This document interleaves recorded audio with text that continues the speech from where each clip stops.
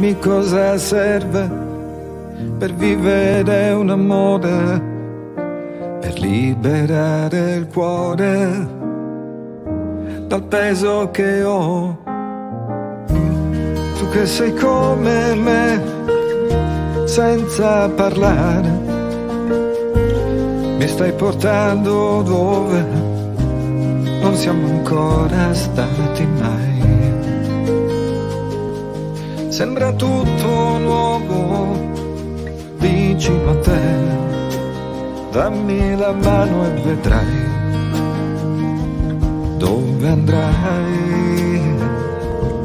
Io ti seguirò per tutto quello che sento, per quello che mi dai, sempre tuo sarò.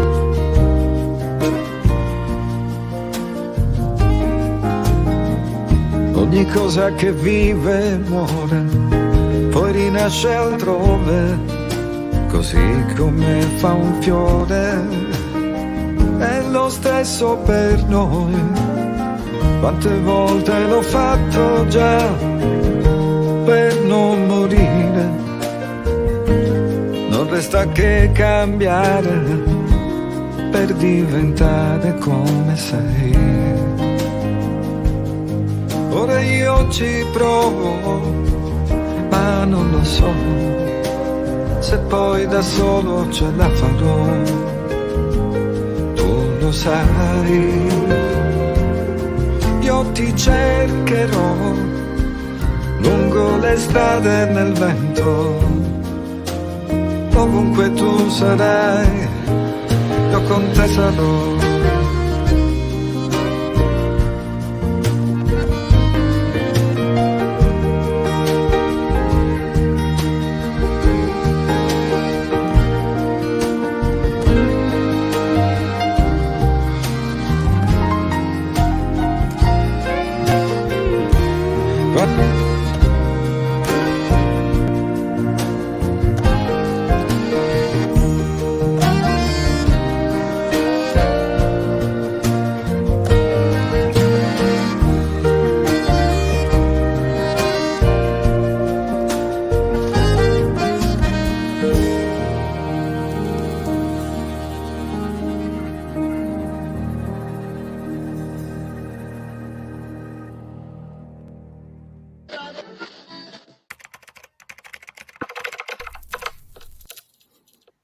Eccoci qui.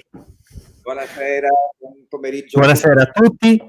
È un onore e un piacere per me essere qui con il maestro Sergio Cammariere, che è quasi superfluo introdurre, però uno dei cantautori più raffinati e più importanti degli ultimi decenni, dei più rappresentativi, uno chansonnier raffinatissimo italiano, più di 10 album, sono decine d'album, un sacco di colonne sonore e dei premi importantissimi, il premio Tenco con Dalla pace del mare lontano, ma il premio della critica Mia Martini a Sanremo, insomma, per me è un vero onore. Vi abbiamo fatto vedere l'ultimo videoclip del maestro Cammariere, che è ambientato anche a Catania, visto che siamo a Sicilian Post, maestro. È vero, perché il regista, il produttore è Fabio Teriaca, con il quale stiamo lavorando insieme da qualche anno su vari progetti. Ha avuto l'idea di creare questo videoclip molto poetico, con dentro Catania ma anche Crotone, la città mia.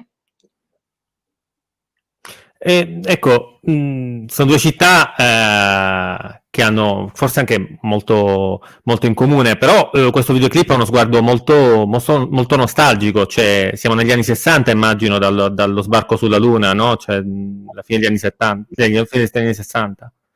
Sì, fine anni 60, primi anni 70.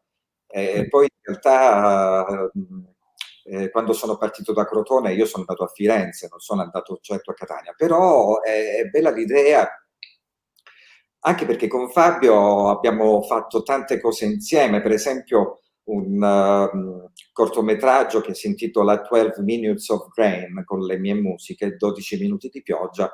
Ha vinto tanti premi internazionali. Ecco, qua ce n'ho uno, te lo faccio vedere, ce ne sono tanti, ma qua te ne faccio vedere uno. Non so se si vede. Questo l'abbiamo vinto a Los Angeles. Che meraviglia. Però abbiamo vinto anche a New York, in altri posti. E quindi è nato spontaneo, insomma, è stata spontanea l'idea di creare questo video, che in fondo viene da un lungometraggio. Una parte del video è un estratto dal lungometraggio Il volo delle foglie, in animazione, sempre di Fabio Teriaca, con i disegni di Juan Pablo Etcheverri. Insomma, il rapporto col cinema mi sembra che sia sempre, e comunque col visivo, sia sempre una costante della sua produzione, maestro, no? Fin dall'inizio. È nato tutto, il cinema in Italia si fa artigianalmente, e molti contatti nascono proprio, sono personali, sono relazioni che uno ha avuto, conoscenze nella sua vita, insomma.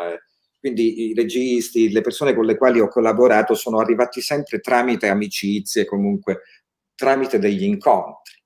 E nel caso di Fabio, per esempio, di Teriaca, me l'ha portato a casa Luca Lionello, che è un grande attore italiano. In questo momento è su Netflix con il film Curon, protagonista, e con Luca ci conosciamo da 40 anni. Insieme a lui abbiamo fatto anche svariati film. Ecco, nella mia biografia non ci sono forse scritti, ma con Luca abbiamo fatto anche dei film che non sono mai usciti, ecco, realizzati in pellicola negli anni, fine anni 80 e primi anni 90. In particolare un film si chiamava Colpo di Sole, con la regia di Claudio Fragasso. Ho fatto tutte le musiche, tutto un lavoro durato un anno, così, ma il film poi alla fine non uscì mai. E può capitare anche questo per chi fa il cinema. Ma la cosa bella era che all'epoca c'era la moviola, negli anni 90, quando ho fatto il mio primo Per Quartullo, quando eravamo repressi, c'era questa grande macchina che era la moviola, e in questa casa dove vivo dunque dal 2006 circa, e prima nella casa dove abito adesso c'era un regista e aveva in casa una moviola, che è una cosa pazzesca. Alla fine credo l'abbiamo donata in un museo. E il cinema, come si faceva allora, non si fa più. All'epoca si tagliava con la forbice il nastro e giravano questi 5 nastri su un rumore pazzesco, con un monitorino piccolissimo in questa macchina. Però era anche questo il fascino del cinema, insomma, di tagliarlo a mano, di non agire digitalmente. Poi c'è stata questa grande trasformazione.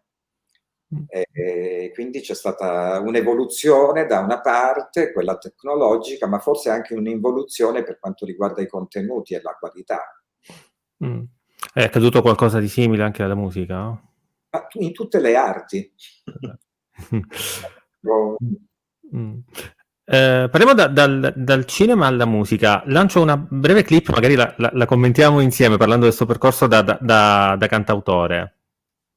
Una proposta Tenco, assolutamente inedito, non ha fatto neanche il mitico primo disco. Si chiama Sergio Cammariere, 36 anni, viene da Crotone. Quello che ci ha colpito è la sua tecnica pianistica che rasenta il virtuosismo. Ci ha stupito tanto più sentire stamattina che è un autodidatta, è tutto da scoprire. Sergio Cammariere.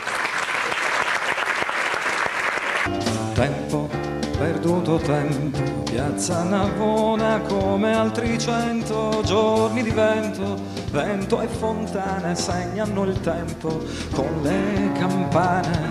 Tempo da noi sconfitto, l'ultimo raggio da un cielo fitto, castigo nero puntuale, piove sopra un ospedale dolcemente sulla via. È 1997. La canzone è nata credo nel 94-95, era nata qualche anno prima.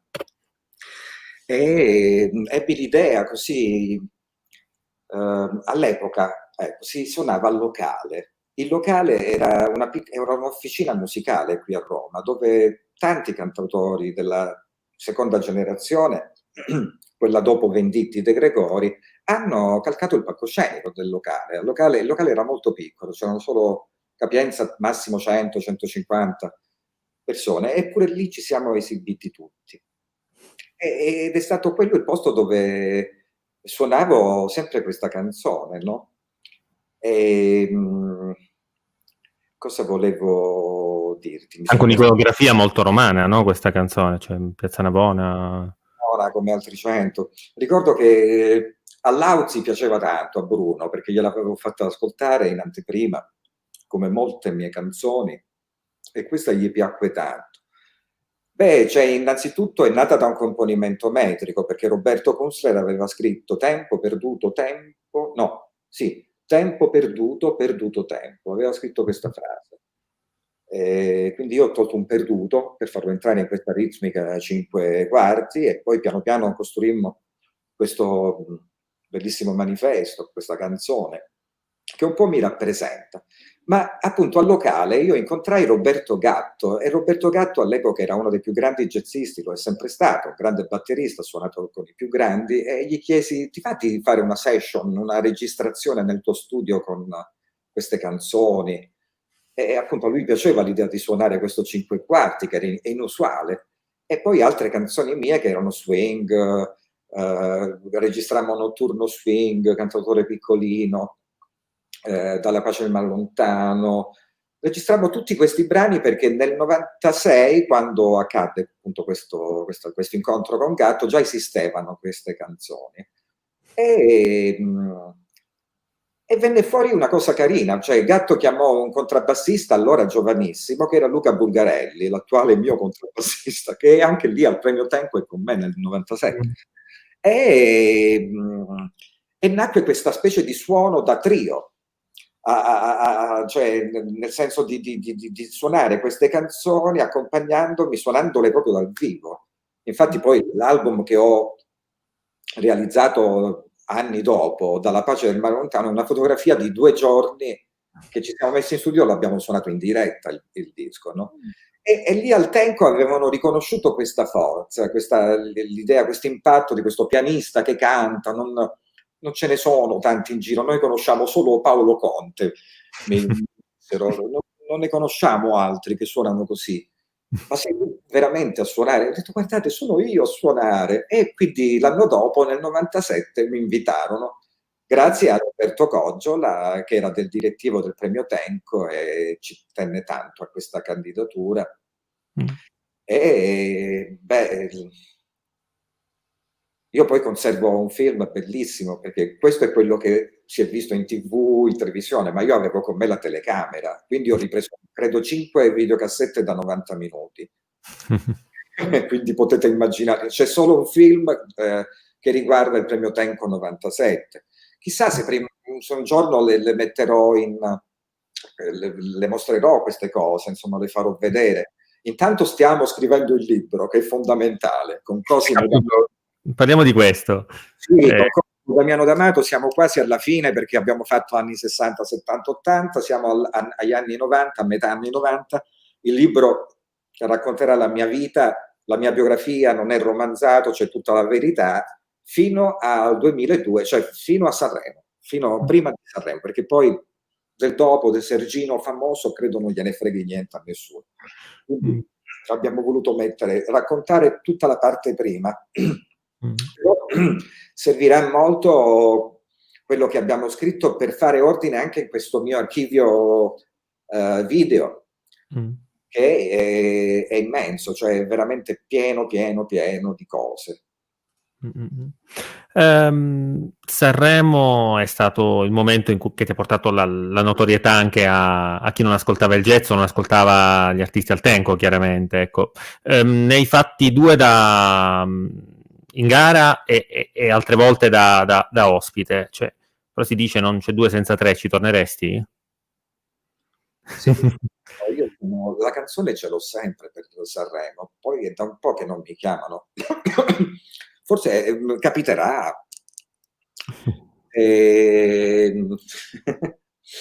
Già dovevo andare a Sanremo nel 2012 con una canzone che si chiama Ogni cosa di me, e all'epoca poi accaddero delle incongruenze, delle cose con la casa discografica che era la Sony all'epoca, e forse anche io non avevo dato segnali convincenti, però la canzone è bella ancora adesso. Te la ricordi? Mm-hmm. Ah. Come no?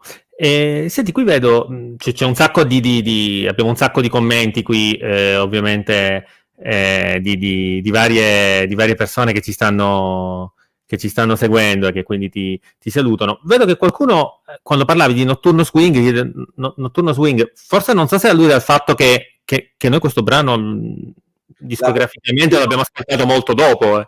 Sì, nel 2012. Ma devo dire che nel libro spero qualcosa verrà spiegato, perché molte canzoni, il DNA, cioè proprio sono nate negli anni '80. La prima mia canzone è Così solare, con il testo di Saverio Grandi. Gegè Telesforo doveva fare l'album, io avevo fatto il provino in inglese, e Gegè mandò questo mio provino a Saverio. Saverio è l'attuale, è il paroliere di Vasco Rossi, quello che ha scritto Un senso, questa cosa, tanti successi di Vasco sono di Saverio. e su questa melodia, te la faccio sentire, vediamo se si sente.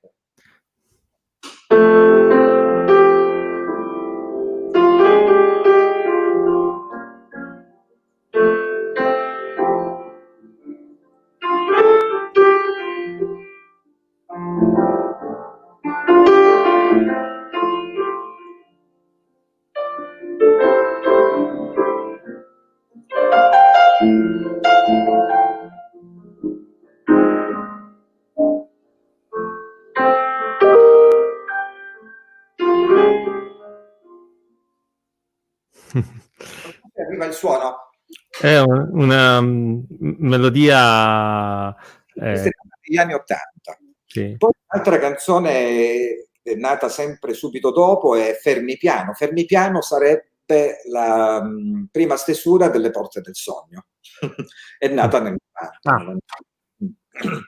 E facemmo un provino io e Paola Turci di questa canzone, che Paola è molto amica di Gianmarco Tognazzi, che è mio fratello, e quindi a Paola piaceva sta canzone, il testo l'abbiamo fatto all'inizio io e Gianmarco, e nella canzone originale è rimasto una parte del testo scritto con Gianmarco. Giro giro, tremo tremo, sono parole di Gianmarco, sì. Caspita. Sono rimaste nella canzone, ma ci abbiamo messo più di 10 anni con Roberto per fare il testo definitivo. Proprio tanto.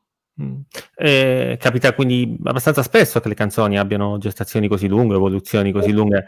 In una intervista che abbiamo fatto proprio a Sicilian Post, tu hai detto: credo che la canzone d'autore rimanga viva solo se riletta e riscritta in ogni momento.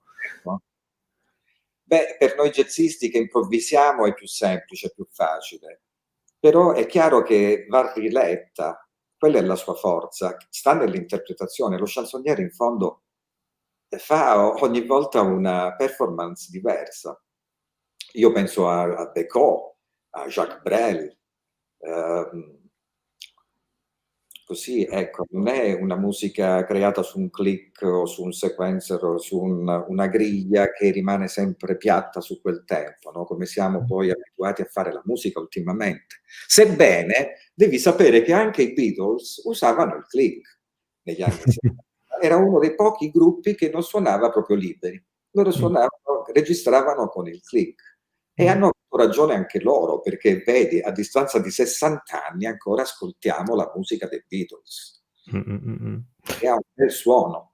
Io ero in quegli studi ad Abbey Road a Londra, era il 94, te lo dico con puntualità perché stiamo scrivendo il libro, non so se parte di Abbey Road la metteremo, però sono entrato lì, mi sono inginocchiato in quel tempio, perché avevano registrato i Pink Floyd Dark Side of the Moon.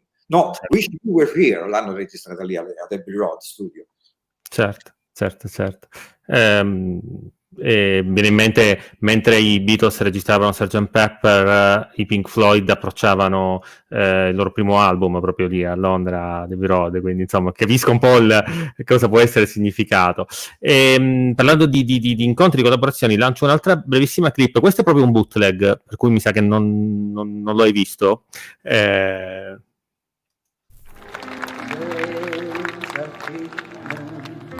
Tu trascini la nostra vita senza un attimo di respiro per sognare, per poter ricordare quel che abbiamo già vissuto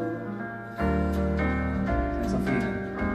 Tu sei un attimo senza fine, non hai ieri, non hai domani, tutto è ormai nelle tue mani, mani grandi, mani senza fine.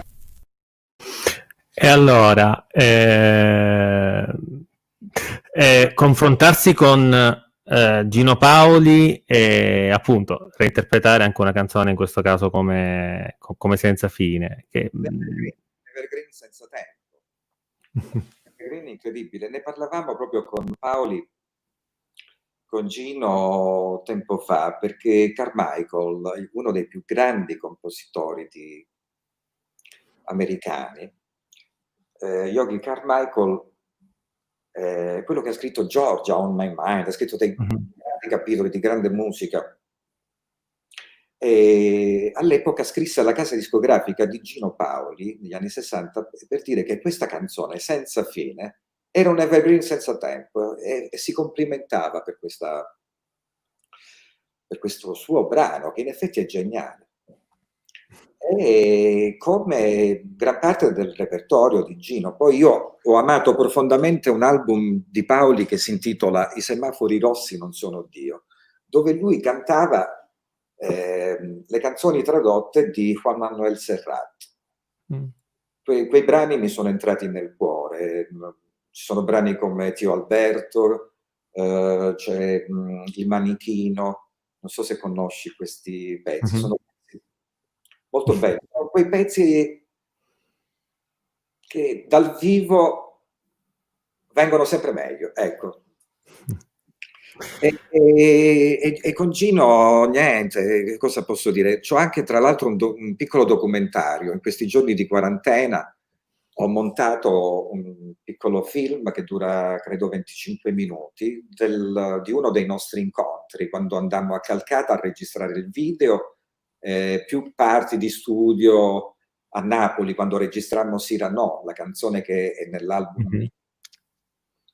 E con Paoli niente, si è parlato di tutti i grandi cantautori. Poi tu sai, hai visto, nell'omaggio c'era il nostro concerto di Umberto Bindi, c'era Io che amo solo te di Sergio Endrigo, Il poeta di Lauzi. Cantavamo queste grandi canzoni, anche Reginella, della canzone del classico napoletano. Certo. Veramente c'era questa finestra durante il nostro concerto che si apriva omaggiando tutti i grandi del nostro tempo, i grandi del Novecento, chiamiamoli così, i padri della canzone d'autore, la scuola genovese, Luigi Tenco, Fabrizio De André, ma poi anche Gaber, Iannacci, Guccini, lì tutta la nostra ricchezza sta lì. A Paoli, ecco, Paoli lo conoscevi già quando hai fatto quel brano scherzoso, Cantautore piccolino, o con lui cosa ne pensa? Ecco. Allora, guarda, intanto Lauzi era contentissimo della canzone Cantautore piccolino, perché si sentiva già molto dimenticato nel 1996, a differenza di Gino, che è sempre stato in auge, diciamo. E gli piaceva l'idea di essere ricordato con la frase Bruno Lauzi e Sergio Endrigo giocano a scacchi, insomma, in questa canzone. No, Gino non abbiamo mai parlato, però dal vivo in sua presenza l'ho sempre fatta e qualche sorriso me l'ha fatto. Ecco, con Gino ci incontrammo parecchie volte, ma la prima volta sul palco insieme al Premio Tenco 2001 con Sergio Endrigo. C'era Sergio Endrigo sul palco che cantava un brano, ognuno in quei 3 giorni di rassegna erano dedicati completamente a Endrigo. E io andai a cantare l'Arca di Noè e credo qualche altro brano di Sergio Endrigo, però poi ognuno cantava un brano del maestro e poi alla fine tutti insieme sul palco, e ricordo che cantammo un brano incredibile che si chiama Fare Festa. Guarda, fa così: fanno festa, perché non si sente la voce, fanno festa i musulmani il venerdì, il sabato gli ebrei, la domenica i cristiani e i barbieri il lunedì, fanno festa musulmani il venerdì. Era ciclica. È una canzone di Sergio Endrigo, di quelle più ironiche, di quelle più diverse, no? dal suo modo. Eppure la cantammo in coro tutti insieme. Pensa, sul palco vicino a me c'era Gino Paoli, Enzo Iannacci e altri amici, c'era Rava, Pollani, c'era Teresio, Tosca e altri amici a omaggiare Endrigo. Senti, con Tosca avete fatto un brano durante il lockdown di recente, vero? Beh, con Tiziana Titti ci conosciamo da 40 anni. Non abbiamo più fatto cose insieme, però nel 90 eravamo i Campagnoli Belli, eravamo un'orchestrina di servizio in un programma di Renzo Arbore. Ogni tanto il maestro Arbore in questo suo nuovo show, Streaming City Show, fa vedere qualcosa, e quando c'è Banfi, Arbore e l'orchestrina, ecco, lì dietro ci sono io, c'è Dario De Ida al basso, c'è Tiziana Donati che fa i cori, insomma, eravamo i Campagnoli Belli e abbiamo fatto una bella gavetta, devo dire. Lei è sempre stata molto brava, dotata. Che pensi di questo brano che ha portato a Sanremo Tosca quest'anno? Il miglior brano di Sanremo era il pezzo di Tiziana, cioè non c'è dubbio, doveva vincere quello. Beh, ha vinto... Ha Diodato, che è una bravissima persona, è bellissimo anche il suo progetto. Però tra le cose che mi sono piaciute di più, cioè io ero in macchina, l'ho sentito la prima volta in macchina, ero sul raccordo anulare che stavo per andare dalla mia fidanzata e a un certo punto è arrivata sta canzone. Cioè, una canzone ti investe così, ti arriva così, ma sai, capita sempre alle grandi canzoni di arrivare settime, ottave, none. È capitato a Mia Martini, io dovevo vincere, sono arrivato terzo, insomma. E c'è sempre stato un giochino lì al festival, no? Beh, comunque i brani importanti comunque rimangono sempre, passano a prescindere da dove si classificano, restano sempre. Ma anche negli anni 60 sono accaduti degli scempi. Uno dei brani più belli, che era di Bruno Lauzi, Il tuo amore, fu escluso. E poi brani arrivati all'ultimo posto come, non so, E se domani, di Carlo Alberto Rossi. Non arrivò tra i primi 6, cioè stavano lontano dal podio, ma grandi canzoni come Se tu non fossi qui, Sempre con te, ci sono dei pezzi bellissimi nel Sanremo degli anni 50, 60, sono proprio la nostra storia. Grazie a quella trasmissione con i Campagnoli Belli del 1990, noi dovevamo preparare ogni puntata 10 minuti di medley delle migliori canzoni di Sanremo, quindi attingemmo come si può dire, alla biblioteca fonografica della RAI per ascoltare tutti questi brani. Ne ascoltammo centinaia e scegliemmo quei 10 che dovevamo fare poi nel medley insieme ad Arbore e Banfi. I più gettonati erano i pezzi di Bobby Solo, però ce n'erano anche altri di belli, insomma, di Fausto Cigliano, belle canzoni. Devo dire che c'è una interazione abbastanza forte con il pubblico che insomma ti saluta ed è molto coinvolta dal tuo racconto. A questo punto mi rivolgo a loro nel dire se hanno qualche domanda da rivolgerti, magari proviamo, magari te la giro, ecco. Intanto però ti chiedo, visto che non si può parlare con un artista senza parlare un po' del suo ultimo album, eccolo qua, ce l'abbiamo, che è finalmente uscito in vinile, tra l'altro, che ne pensi di questo ritorno dell'LP? È bello. Io ora ne ho 4, diciamo, sono 4 i miei vinili. Sono contento di averli. Poi la dischi c'è sempre, i vinili ce l'ho, ogni tanto lo accendo e metto su qualcosa.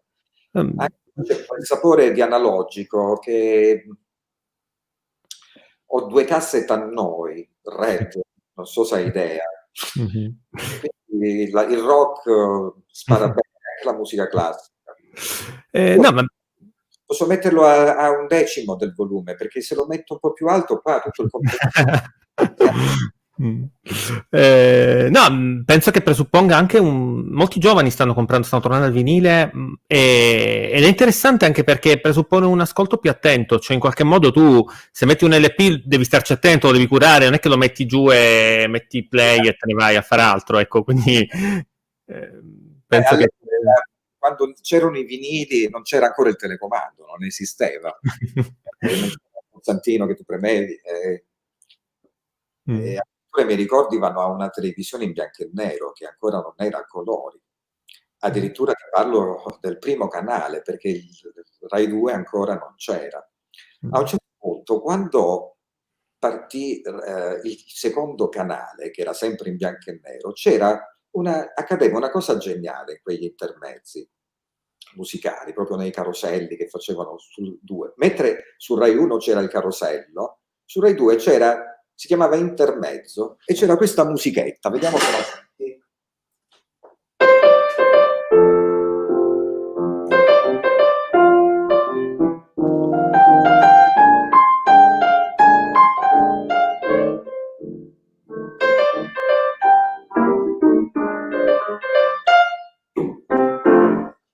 Allora, questo swing, questo semplice swing, tutte le volte veniva trasformato o a swing, a valzer, a blues, in ottavi, in 4/4, binario, e veniva riproposto sempre in un modo diverso.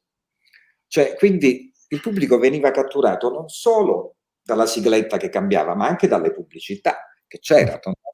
E così c'era la nascita dei due, c'era questa musichetta, me la ricordo da bambino,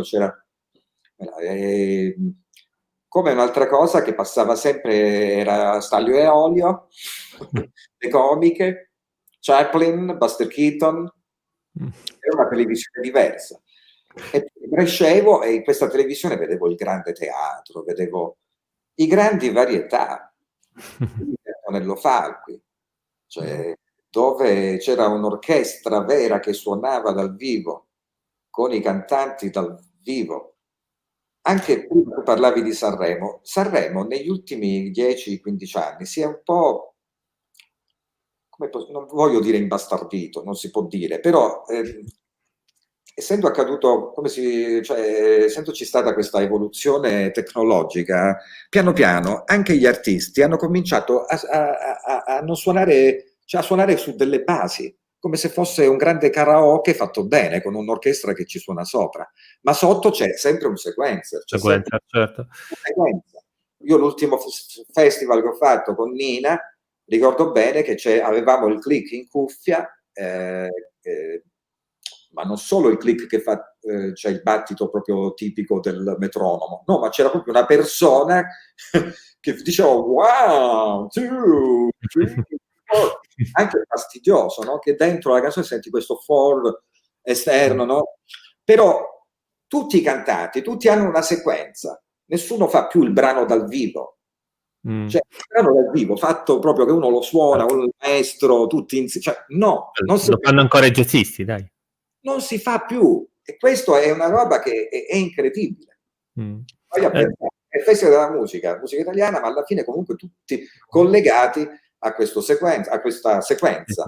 Tra l'altro è accaduto che dei giovani che mi erano molto simpatici, credo fossero di Torino, erano colorati loro, erano molto andarono a Sanremo, il sequencer si è catapultato, non so se il batterista è andato fuori tempo ed è accaduto un disastro, no? È successo un disastro, può accadere anche una cosa del genere in diretta. è chiaro, a loro non gliel'hanno fatto rifare il pezzo. Ad altri è capitato che il pezzo gliel'hanno fatto rifare.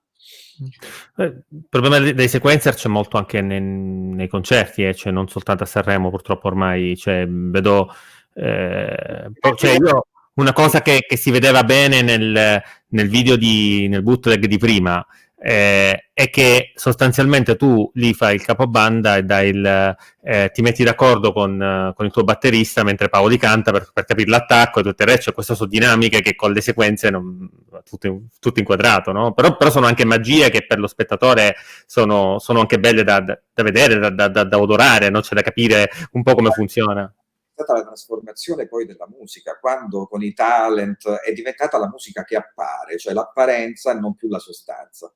Quindi cosa succede? Che nel momento in cui tu racconti quell'icona, cioè, che ha quell'abito lì, quel look lì, che è di tendenza perché dice quelle cose, eccetera, eccetera, e poi lo metti in questa sequenza che è sempre uguale, cioè alla fine, cioè, non lo so, c'è chi percepisce, c'è chi riesce a percepirci qualcosa di sensato e chi no. Nel mio caso è no, la risposta, nel senso, non sono interessato a questo tipo di spettacolo, di intrattenimento, perché lì non è più musica, è intrattenimento, è un'altra forma è un'altra roba. La musica vera è quell'esempio lì, come abbiamo visto il Premio Tenco prima, con Paoli, cioè, viene suonata dal vivo, come la musica classica, il direttore d'orchestra, cioè, detta il tempo e tutti...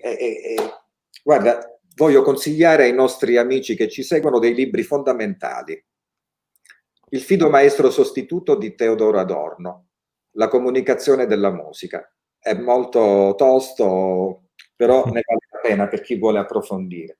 Un altro libro sempre di Teodoro Adorno, vediamo se si legge. Introduzione alla sociologia della musica. Sì, sì. E questo per me, che sono un appassionato anche di sintetizzatori, è Sì, La musica ex ex machina, machina. Friedberg. Un libro pazzesco perché racconta proprio di quando è iniziata proprio la musica elettronica nella musica classica, quando è entrata in qualche modo, no? Honegger aveva scritto Pacific 231 riferendosi a questa locomotiva, perché era il suono di questa macchina che ispirava la sua opera, ma poi addirittura inventarono la macchina in tonarumori. Russolo era svizzero, lui, Antonio Russolo inventò questa macchina dove tu premevi una roba e usciva la molla, la sirena e altri suoni che poi i artisti, cioè i compositori del Novecento, da Stravinsky, ma soprattutto Berio, John Cage, Stockhausen, hanno usato, no? Sono i primi sintetizzatori primordiali. Certo. E quindi questo libro di Friedberg, Musica ex machina, racconta tutta un'evoluzione musicale con l'elettronica, assolutamente da esplorare. Senti, vedo qui qualche domanda, ma intanto c'è questa, chiede Ilenia, ma Pippo? Se lo volete vedere, io ve lo vado a prendere, lo vado a beccare qua in giro. Perché ormai ce lo hai, cioè, c'è anche nel videoclip, ma comunque è veramente ce l'hai fatto amare anche a noi, quindi è incostante come felino. Ora ultimamente, ecco, vi posso raccontare, lo devo chiudere nel garage perché sta facendo a botte con un gatto molto più grosso di lui. E io lo curo, gli curo la zampa perché lo graffiano, gli metto l'acqua ossigenata, sto attento. Poi la sera lo chiudo nel garage perché se sta dentro casa mi partono gli allarmi interni. Lo metto in esterno, si azzuffa con quell'altro che è selvaggio e più grosso di lui, e allora lo metto lì nella cosa. Poi la mattina mi sveglio, gli apro, miau, miau. Ecco, si è lamentato fino a 10 minuti fa, ha avuto la sua dose di croccantismi varie, insomma, la sua pappetta, le sue bustine, È ingordo, ne vorrebbe tantissimo, ne vorrebbe Senti, arriva qui qualche feedback. Sì, lui si placa a un certo punto, si butta qui sul divano, sulla poltrona rossa. Non so se mi ascolta, però certo è una bella compagnia. Immagino. E niente, intanto arrivano qui dei feedback, c'è il maestro Cantone, 3 libri fantastici, carissimo maestro, interessantissimi. Ne vado a prendere un altro, aspetta. No, vabbè, non mi allargo, dai. Va bene, comunque insomma no, ci sono diversi, anche Michele scrive ottimo suggerimento, insomma molti ringraziano, qualcuno dice povero Pippo, insomma, per questa storia. Invece una domanda più seriosa. Maestro, qual è a suo giudizio, se esiste, la differenza tra i cantautori della sua generazione e quelli attuali? Come si è evoluta in quest'anni la sensibilità degli artisti? Non saprei. La mia generazione è quella che è arrivata dopo De Gregori Venditti, se vogliamo dire, proprio qui a Roma, ecco, è quella che arriva dopo, dove c'è Luca Barbarossa, Roberto Kunstler, c'è Sergio Carmariere, che siamo i ragazzi, diciamo, degli anni 60. Poi dopo di noi sono arrivati i ragazzi del 65-67, ovvero Max Gazzè, Silvestri, Britti, Fabi, che forse è ancora più giovane, e quindi così, se dobbiamo pensare a un dato anagrafico, io e Luca Barbarossa siamo forse i più quelli in mezzo, ecco. Come si è evoluta? Perché ora la domanda me la sono persa. Cioè,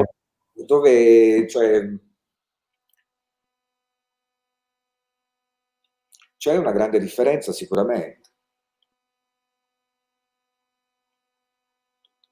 Scusatemi, rieccomi.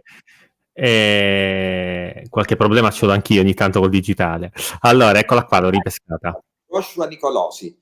Sì. Maestro, qual è a suo giudizio, se esiste, la differenza tra i cantautori della sua generazione e quelli attuali? Come si è evoluto in questi anni? Io non saprei, io sono cantautore mio malgrado, che sono principalmente un musicista, uno che suona e gli piace la canzone e la canzone d'autore in particolare. Lavorando con Roberto Kunstler sono diventato un cantautore, anch'io.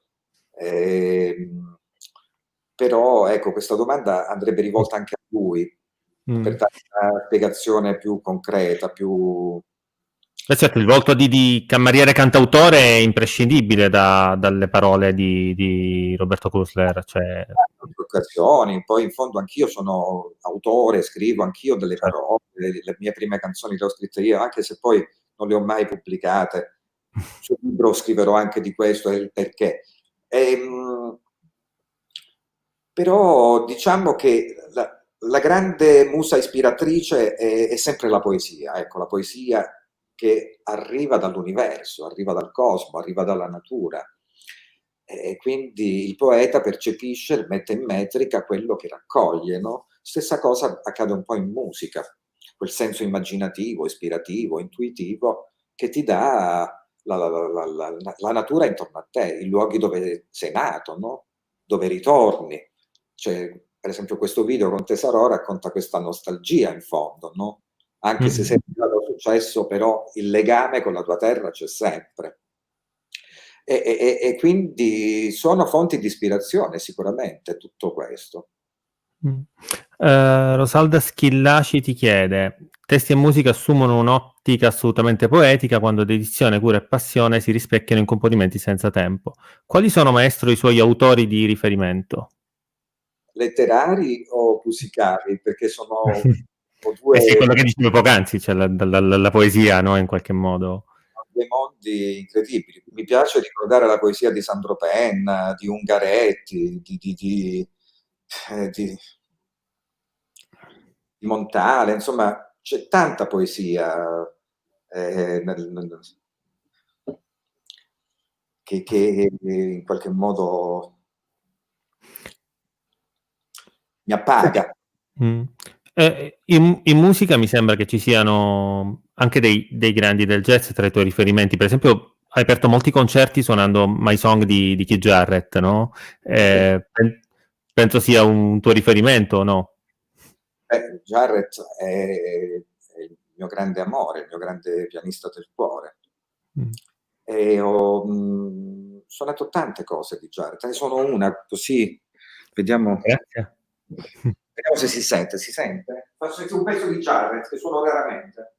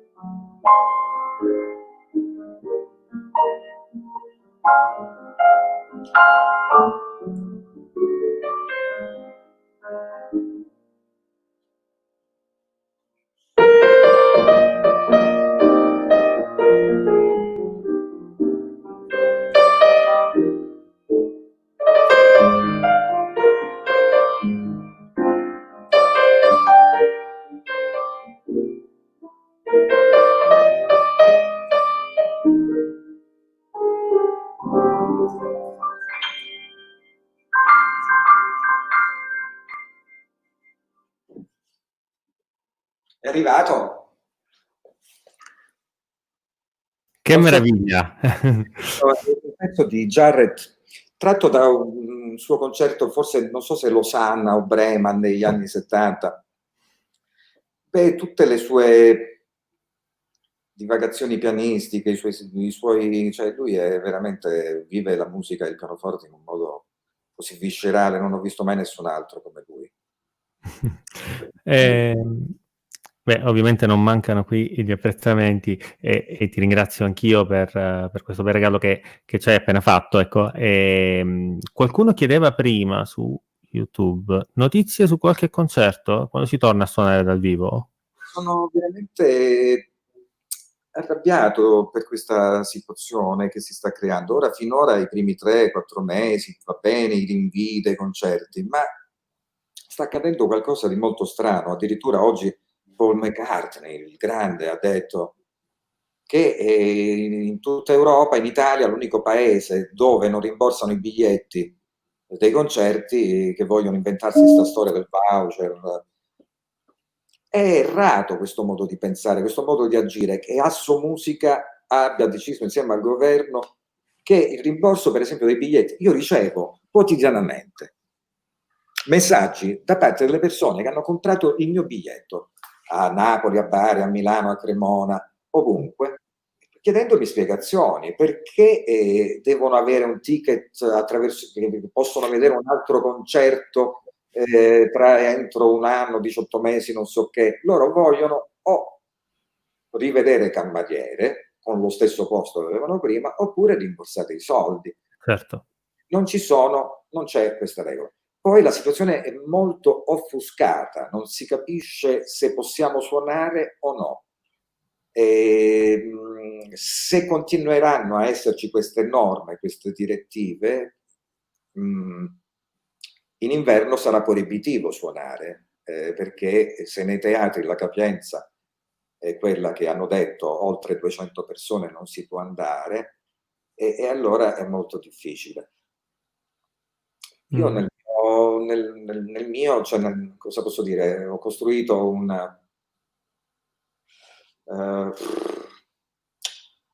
cioè, è vitale la funzione dal vivo per l'arte, per la musica in genere, perché se non c'è questo scambio reale che si può verificare, si può attuare soltanto sui palcoscenici dei teatri, no? Certo. Non è che si può fare all'aperto, cioè, perché si disperde poi l'energia e il tutto.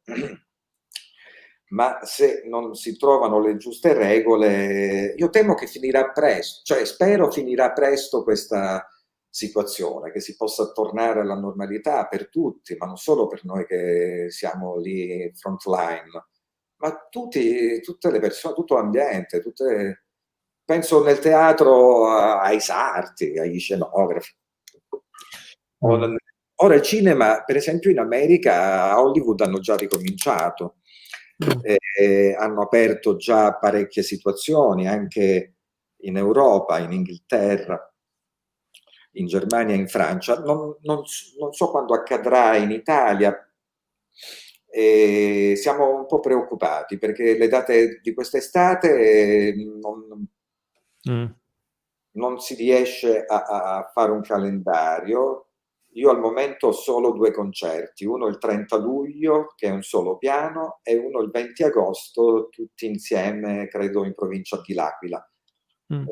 Tutti i concerti che sono stati rinviati, cioè quello di Catania, Cremona, Bari, Roma, eccetera, eccetera, non si sa quando si potranno fare. Quello dell'Auditorium di Roma, che era il 20 marzo, ci dicono l'11 dicembre.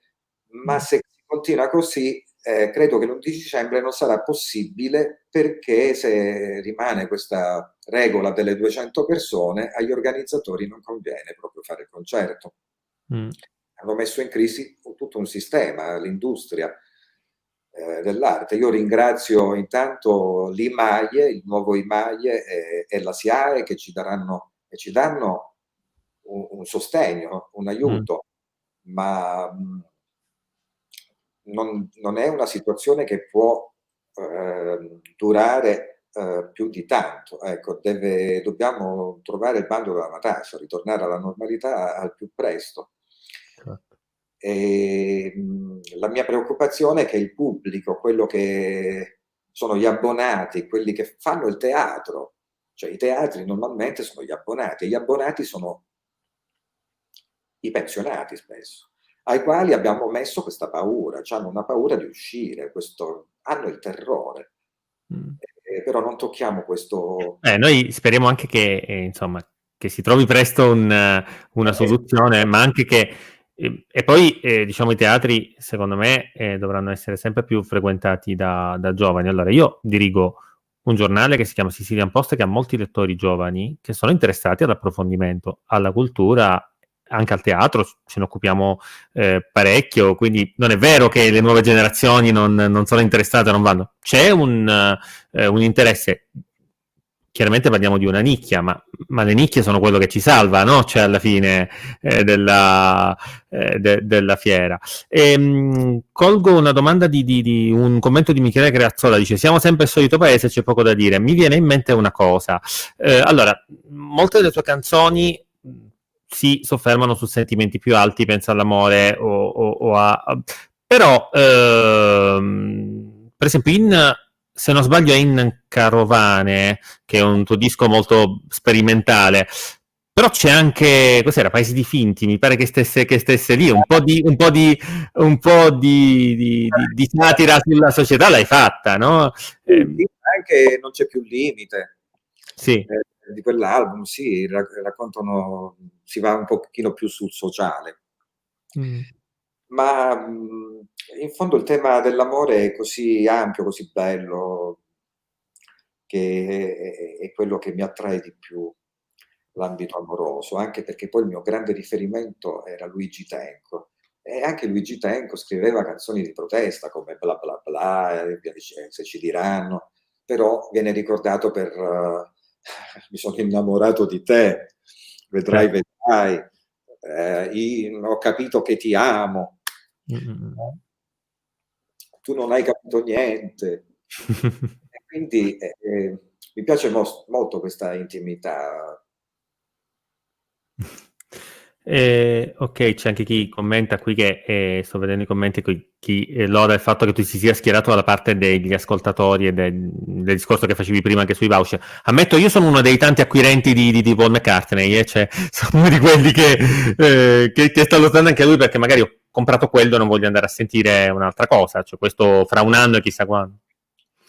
Lo possiamo dire, siamo tra noi, siamo una piccola comunità, lo possiamo dire. in Italia noi siamo governati, cioè le posizioni di potere, chi occupa i presidi più importanti, sono persone che non hanno proprio le competenze, a partire dai giudici di X Factor, di questi talent. Ma mi vuoi dire tu un giudice che ha fatto un singolo trap che è passato alla radio come fa a diventare il professore della musica che giudica i nuovi talenti? Quindi c'è una mistificazione generale, no? Noi ci dobbiamo liberare di questo fardello, dobbiamo ragionare con il nostro cuore e la nostra testa.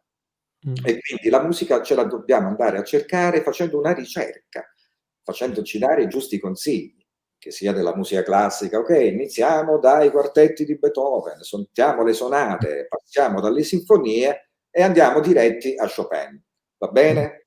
Poi da Chopin romantici passiamo a Claude Debussy, ascoltiamo la suite bergamaschi, i preludi, l'Image, eccetera, eccetera. E si prosegue, Ravel, Mahler, Stravinsky, quella è la musica divina, quella proprio scritta grazie a Paolo Divino. Poi è arrivata la musica del Novecento. E quindi noi, ti ripeto, noi viviamo in una grande tradizione melodica, armonica, melodica, che è la canzone napoletana. Poi i nostri grandi cantautori, Modugno, Tenco, Umberto Bindi, Caspita. hanno scritto delle pagine pazzesche, musicali, e non si può adesso nel 2020 dimenticare tutto questo. Cioè, la cosa che mi rende poco felice è il fatto che queste nuove app che ci sono sui telefonini, vedi TikTok, è proprio un susseguirsi di fake, no di fake, di questa che viene ripassata, rimescolata. Va bene per farci appunto i videoclip su TikTok. Passiamola alla radio, per cortesia, quella musica. Andiamo a riscoprire le cose belle del nostro passato, laddove ci sono, e facciamo ascoltare quelle. Serve ora, anche perché se non c'è educazione musicale, sti bambini, queste nuove generazioni, se a scuola hanno questi insegnanti così di educazione musicale, l'educazione musicale dovrebbe partire dalla musica classica, finire ai cantautori. Cioè, bisogna insegnare le canzoni di De André, di Fabrizio De André. Bocca di Rosa andrebbe insegnata a scuola. Beh, ci sono degli insegnanti che probabilmente questo riescono anche a trasmetterlo a scuola. Poi tutti gli altri, le canzoni di Puccini, le canzoni di Vecchioni, le canzoni di Giorgio Gabber. Certo.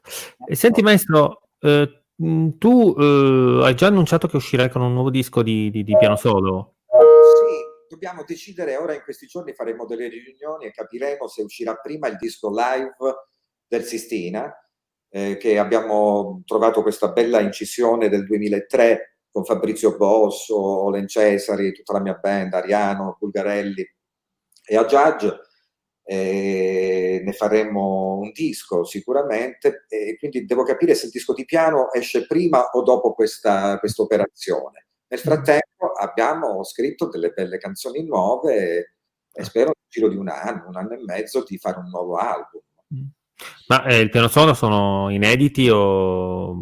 Sono 20 brani e 3 di questi brani fanno già parte del nuovo film di Fabio Teriaca che si chiama Nonno Matteo. È un piccolo film d'animazione, anche questo, dedicato ai nostri nonni. Maestro, che dire, grazie, per averci dedicato tantissimo tempo, molto più di quello che speravamo.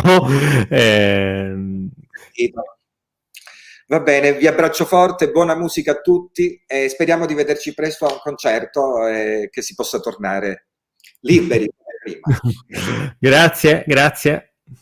Evviva! Evviva.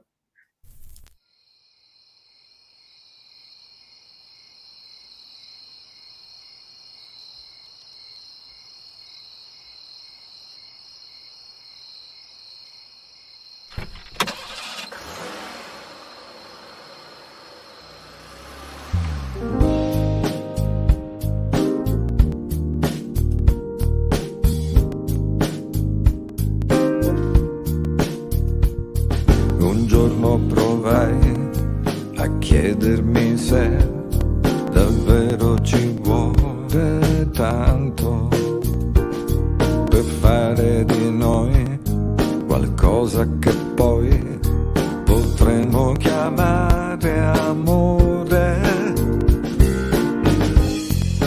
Ogni uomo vive solitudine, anche se non lo vorrà,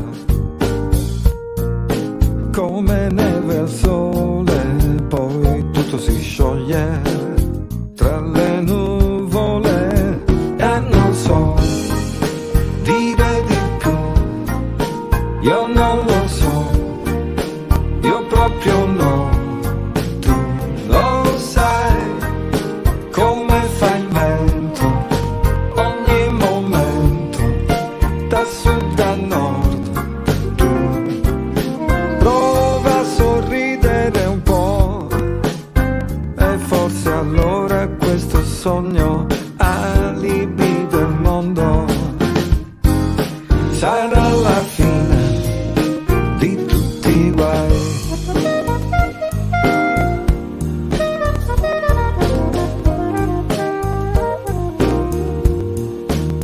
Io mi domando se mai un giorno potrai capire che non si può aspettare il tempo, e poi prima che piova io mi bagnerò e saprai in quel momento, da quell'istante io ci sarò. Tu vedrai come fa il vento e anche l'amore, fino a che poi tu vai fino in fondo, finché si può, mi rendo conto. Ma dai, per un momento, prima che piova, io mi domando, niente come sopra, tutto il mondo a te